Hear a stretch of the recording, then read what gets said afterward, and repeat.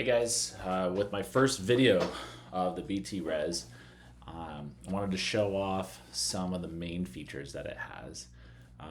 As it loads up, you'll see after the splash screen, you'll see the first screen that has boost, and you can configure this to be in either map or in PSI. Uh, and so, as well as it'll show the max boost achieved, the current boost, and the max targeted boost. That's this whole dial and the numbers inside. And then we move over to wastegate percentages, right? So again, we have a max percentage here. Then we move over and we have knock degrees. Obviously, we want to see zeros. We have our current and then our max cylinder. So, if you're on a 5-cylinder or an 8-cylinder, this would be the whatever cylinder has the max amount of knock recorded. It'll tell you. So maybe cylinder 5 has 6 degrees, and all your other cylinders had somewhere between 1 and 3 degrees. This would read as 6. Your max average is, of course, all your cylinders knock averaged out. Also, when we're not seeing any knock here, but when this does show some knock, this dial in particular, instead of having a solid red line like this, it'll have individual little red lines, and those are actually the individual cylinders knocks. And then there's like a fade off in any of these gauges where there's a red line. You can kind of see it here on this HPF on the right, where that's for several seconds after it has reached its max. It'll sit there, so you can kind of get an idea. There, that was the max, but it has quickly settled. So then moving back over, we have your lambda, and again your min, your max, your low pressure fuel pump in bars, your min and max, and your high pressure fuel pump and your min and max. So so this is your screen one. Overall, you can adjust the contrast in the settings, which I'll show in a different video.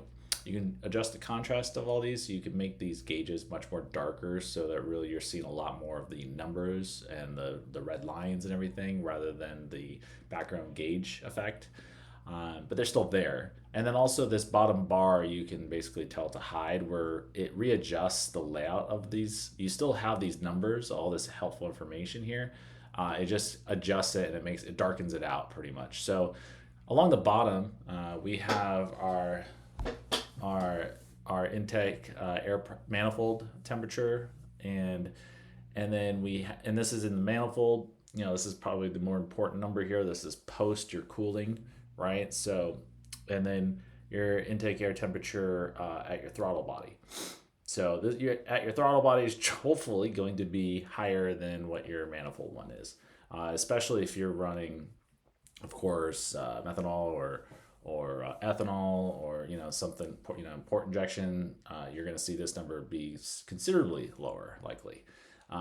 If it was higher or roughly the same like we have here, either we're just kind of idling, or more likely the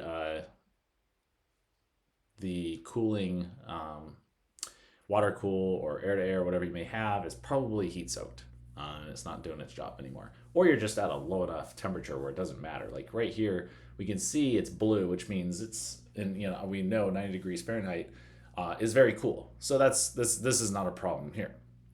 This will turn orange and then turn red as the numbers get higher. Now, as well as this is in Fahrenheit. This is another configurable setting. You can flip it to Celsius. So all these are in Fahrenheit right now, but you can flip them over to Celsius. So moving back over, we have our oil temperature. We have our actual coolant temperature. We have our gearbox oil temperature. And then this button is to simply turn off the screen. So, it's just, you don't need to see it nice and bright. You can turn it off, and then you just have to tap on the screen anywhere, and it'll immediately turn back on. This switches you over to the DS1 view. Very typical to, like, if you were connected to the DS1 with your phone or your computer and you went to the DS1 page, that's what this will take you to exactly. So I can show you. Oh, and so you can set a pin code. You can set a pin code in the settings as well. That's what I have done here, that keeps it that keeps anybody from, whether it's your kids or the valet, from messing around on the screen and doing anything that can, alter the car, like map switching, going to the DS1, going to the bTres settings, and so forth. So anyways, I'm going to put in a pin that I have set, and now you can see what should be very familiar to you if you have a DS1. This is the DS1 settings. You can load a new map here, load a new tune, and and anything else that you can do the real-time tuning really from here if you wanted to. You have access to everything here. We can go back by clicking gauges, and now we're back to here, and then all on the bottom, this is the bTres settings screen. So from here we can see this is some important stuff, and I'm going to go into this more in another video, but our device ID, this is what we use to look up our synced web logs.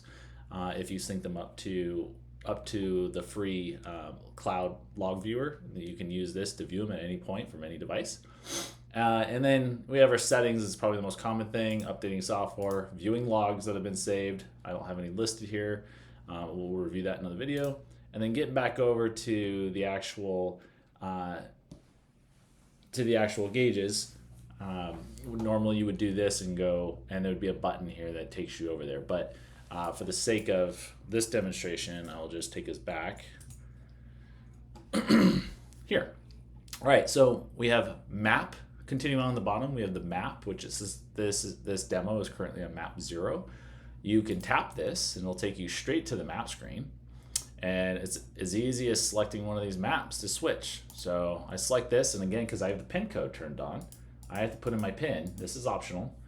And it will have switched maps. And this arrow would be on that map, but for this demo, it just doesn't show that. So it just switches maps instantly. You'll see it on your dashboard.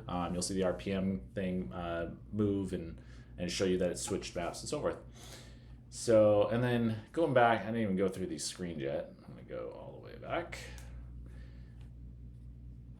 All right. Ethanol. So if you have ethanol, a flex fuel sensor connected to your car and properly to the DS1 settings, the ethanol will automatically show up here, and it will show you your percentage.